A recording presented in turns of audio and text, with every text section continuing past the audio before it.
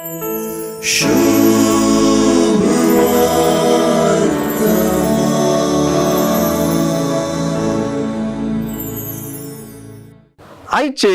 जो आमचे सुवार्तेंत एक महान उलटा सुलटा गजाल करता.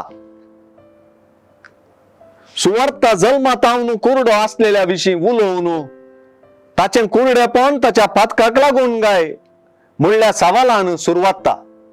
तेच परी कोरडेपणा आणि पातकेपणा विषयी उलोवन सुवार्ता संपता.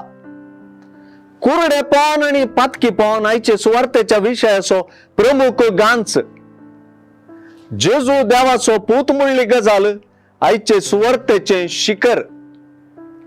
जल्मात आवून कोरडो असलेल्या थंय देवाची पदवी कार्यान व्यक्त झाली. देवाच्या पुतान ताका गुण केलो. तो आता कोरडो उरलो ना. ताचे कोरडेपण निवारच्या मुखांतर कोरडेपण ताच्या पातकाची शिक्षा म्हणल्यांतले जेजून ताका निवारले. आता आधी कोरडो असलेल्याची तणके करतल्या फारिजेवांचे गुमान जेजूकूच वेता. ताका साबत पाळी नसलेलो पातकी म्हूण वलावंक तो देवाचो पूत कसो जावंसो. तो देवाचो पूत न्हय म्हूण भासच्यांत ते फॉर्मातात. पूण प्रायेग पावलोलो आता गुण जाल्लो कोरडो निजायकी बावार्थांत प्रायेक पावला म्हूण दाखोवंक पावता.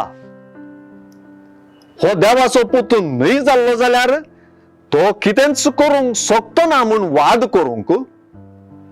जशें मोइजेचे देव आयकलो तशें जेजूचेय देव आयकता म्हूण भासूंक.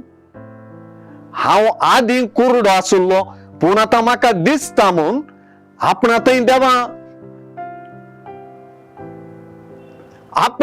देवान जेजू मुखांतर दाखयल्ली महिमा वर्णू जेजू उदेशी आपले शिसपण परगटूंक आनी शेकी जेजून देवाच्या पुताक तूं सतमानताय म्हूण विचारतना जेजूक हांव सतमानता सोमया म्हणून उच्चारूंक आनी ताका सरपडून नमस्कार करूंक तो सोकलो. ह्या मुखांतर जेजू देवाचो पूत म्हणून सुवार्ता रुजू करूंक पावली. पूण फारिजेव कुरडेच उरले. जेजूक वळखूंक आनी पातयेवंक ना सकले. देखूनच सुवार्तेच्या शेवटाक जेजूची उतरां सुवार्तेंतले उलटा सुलटा जोगतेपणी वर्णितात. हे उलटा सुलटाच खऱ्या कुरडेपणाक आनी पातकेपणाक दाखोवन दिवचे.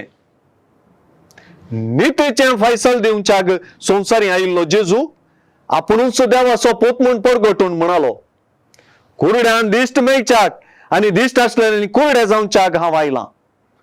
मुखारून तो म्हणालो, तुमी कुरडे जाल्यार तुमी गुन्यांवकार जाते नात, पूण आमकां सारकें दिसता म्हूण तुमी म्हणटात जाल्ल्यान तुमी पातकांतच आसात. आमकां सवाल इतलेंच, जेजूक देवाचो पूत म्हूण वळखूंक आमी प्रायेक पावल्याव.